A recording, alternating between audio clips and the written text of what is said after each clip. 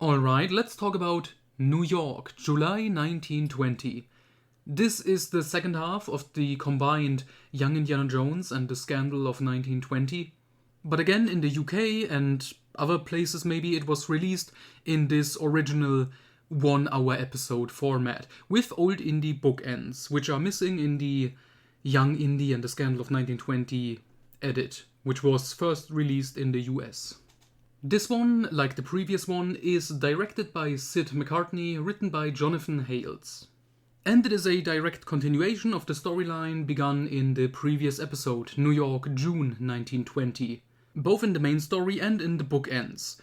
So let's begin with the old indie bookends. He just arrived at a theater, he's gonna watch a play, and he meets like an old cynical critic who already is giving like a bad review and stuff. And Indy then tells him, hey, you shouldn't do that because it's such hard work for these young people. And then he tells him of the time he himself helped put on a show back in 1920. And then we continue the story from last episode. Indy, during the summer break, is still in New York. He was supposed to get like a job there, but that didn't work out. Then he met George Gershwin. And now he's getting involved with he has to bring on a stage production. And during all this, he still is romantically involved with 3 different women, which leads to a bunch of comedy scenes. And I think this episode is much better in terms of comedy than the previous one. And I also think this one is structurally better. I think my problem with the previous episode is it very much feels like a setup. And this is the payoff. In the previous episode, it felt aimless to me and didn't have like a satisfying conclusion, which other episodes have, even if they have like a direct continuation. Like with the Africa and Congo episode, they still work well together, but also on their own. Same with like the Mystery of the Blues parts that are set in Chicago. This one doesn't. You should watch these two, maybe not together, because it can be kind of exhausting, because again, I don't think the first half is all that great. But you should watch these 2 episodes relatively close together.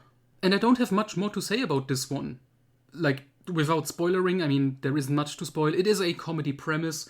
And like I said, I think the comedy in this actually works well. Indy having to balance these 3 romances going on.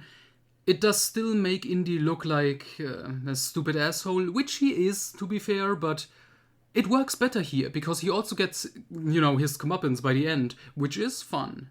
Surprisingly, in this one, I didn't even mind the musical numbers and the singing in general, whereas with the previous episode, I was kind of like, I didn't hate it, but I also wasn't a fan of it. In this one, I'm fine with it.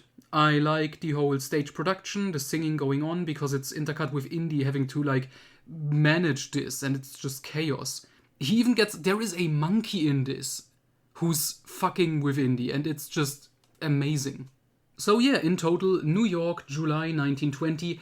As far as comedy episodes go in this show, it's not on a level with the previous one that we had, Barcelona. Barcelona. But it is definitely a step up from the previous episode.